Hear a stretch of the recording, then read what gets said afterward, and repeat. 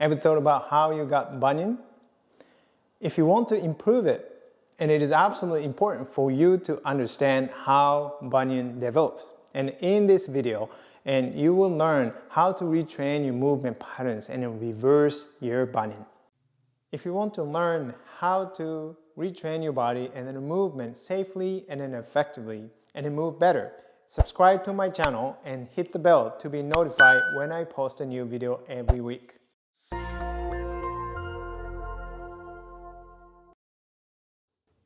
I am Taro Iwamoto. I am a Feldenkrais practitioner. With my backgrounds in athletic training, physical therapy, martial arts, and the Feldenkrais method, I have helped many people like you overcome and then move beyond the pain and the limitations. Now it's your turn, and let's dive in. So go ahead and stand up with no shoes. You can have your socks on and stand on the floor.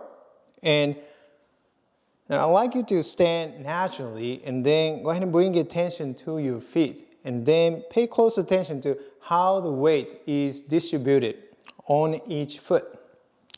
And also notice the orientation of your feet, which directions your toes are turning, facing.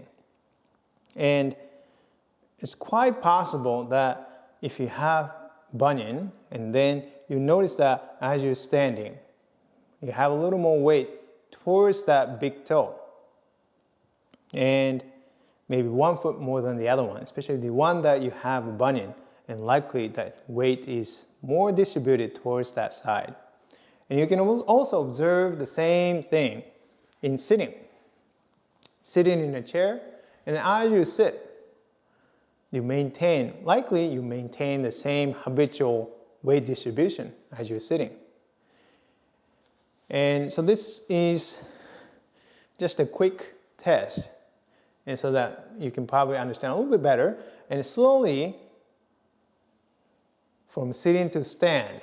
Okay, so you're doing sit to stand, but I'd like you to do very, very slowly, and then pay attention as you're starting to shift your weight and transition from sitting to standing. Right at that point, where does the weight go? And my guess is that weight shifts over to the big toe as you are doing that weight transfers and then standing up.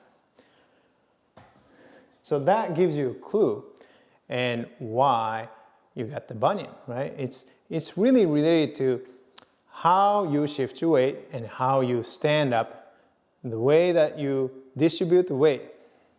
It gives you a clue because repeatedly you are shifting away and distributing away over to that side, and a lot. And in every transition from chair to standing up, imagine that you're doing that many times a day. And another thing you can do, and check quickly, stand in with a split stance. And pay attention to your back foot first. So from here, weight transfer as if you're going to take a step, okay, starting to walk. Then as you slowly shift your weight forward, and notice where is the weight go to on the back foot. As the weight transfers to the big toe, as your foot turn outward. Okay? It's quite common from my observation experience, and people with who have a bunion, when they walk, and they tend to turn the foot out, and then they're transferring the weight and pushing off mostly from the base of the big toe on the outside. And that's how they push off, and that's where the weight goes to. So does that make sense how the bunion develops? In a lot of cases, from a repetitive use and repetitive weight bearing and pushing off. And that is habitual, right? You do that all the time. But now that you know how you distribute the weight and then how you are placing the weight on the big toe, right? Then we can turn that into a movement retraining. And let's start with the sit to stand, and go ahead and sit in a chair.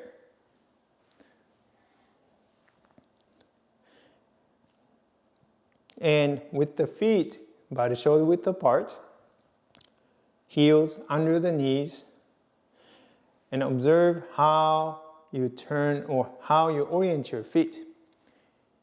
if your feet tend to be turned outward a little bit, not overly corrected, but trying to bring your toes more neutral. Toes are facing more or less straight forward, right? And from here, so if you tilt your knees, bring your knees towards the middle, and then the weight naturally goes to the inside of your feet, right? And this is probably the sensation that you are more familiar with, likely because of the habitual way of distributing the weight, compared to turning your knees out to the side and then the weight goes to the outer part of your feet, right? Which this sensation is not as familiar because that's not how you distribute the weight, right? So just going this movement a few times, bringing your knees in, turning the toes inward, and bringing your knees out, turning your toes outward, just to get familiar with the different sensations of how you place your feet and how you distribute the weight on your feet, right? And to find that neutral place where the weight is neither on the inside or outside. And keeping that pressure and pressure contact evenly distributed on your feet. And slowly stand up. So the most important part is that transition, shifting weight. And as you begin to stand, this is where most people are going to shift into the shift weight into the big toes inside of your feet. Okay, so pay close attention to the transition, shifting weight forward, and then as you begin to stand, maintaining the weight distributed evenly on your feet. And the same thing going down. Pay attention, slowly going down, keeping the weight distributed, not allowing the weight to go into the inside, which is the habitual patterns for you, likely. So you do practice these movements, sit to stand, keeping the weight distributed evenly on your feet, and 10 times. Then repeat that for 2 sets or so, right? 10 repetitions slowly with good attention, 10 times. Good quality. Don't just repeat and not really knowing how you're moving, how you're distributing the weight. That defeats the purpose. It's not about the repetitions. It's not about doing the sit to stand. It is about how you transfer the weight and then how you maintaining weight on your feet. Okay. And I have to remind you that once you practice that, and then you're getting out of the chair, or getting out of the toilet seat, you're getting out of the car, and you're starting to do that movements in your habitual way, then you're not retraining that new patterns. So you have to pay attention to every time you are getting out of the chair. And every time you are going to sit, you are going to pay attention to that. And that's how you're starting to change your movement patterns. And so here's another easy exercise. Okay, so that is related to walking in a split stance. All right, so we did the quick movement test. Shifting the weight forward, and then as you're shifting the weight forward, and you notice how the weight tends to go into the big toe, right? On the back side, on the back leg. So now, similar to what you did with the sit to stand, you're going to orient your feet more or less straight without overly correcting. For some people, this is just not really reasonable. So it's okay to have the foot slightly turned out, but if it's turned out more, and then just trying to reduce the amount of the turning out. So you just kind of change it a little bit. So that's the key thing. Gradually, okay, you're going to introduce the new patterns instead of trying to make it perfect, which your body may not agree with. All right?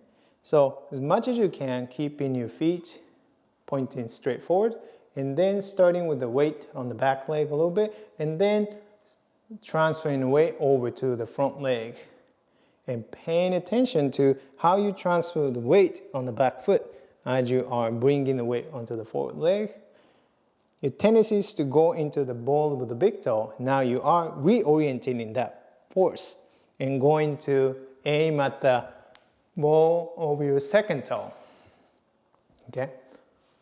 Slowly shifting the weight and then keeping the weight from going into the ball of the first toe, but keeping the weight more or less around the ball of the second toe to push off, so that you're not pressing into that big toe too much, right? So you practice that 10 times, one stance, change, same thing, shift the weight onto ball of the second toe as you shift your weight forward, and then bring it back. Do that 10 times, and then you can take a step, alternate, and so turn it into walking practice. All right, so basically you have a 3 movement retraining exercise: sit to stand, watching the weight distribution on each foot during the transition, and then weight transfers in a split stance, transferring the weight onto the ball of the second toe as your weight shifting forward. 10 times each leg, right? And then the third one, and then you're turning into slow walking, retraining the walking patterns. So obviously, this requires a lot of focus and a lot of attention, a lot of practice and repetitions, right? Because you have developed these habits and habitual patterns of the movements over many years. It just didn't happen in 1 week or 2 weeks, right? Or the months even. So you've been doing this way and your habitual way for so long that, and don't expect that change will happen with the 1 or 2 practices, right? It requires a lot of practice, a lot of attention. But the more you practice, the easier it gets. So the new pattern can be retained and can be used and integrated with your everyday walking sit to stance. If you want to improve your back pain, be sure to grab your free movement guide to pain-free back at the link below. Check out these videos, and if you like this video, and hit that like button, and be sure to subscribe and share with your friends. Comment below how helpful you found this video was. Thank you so much for watching. See you in the next video. Happy mindful movement. Bye bye.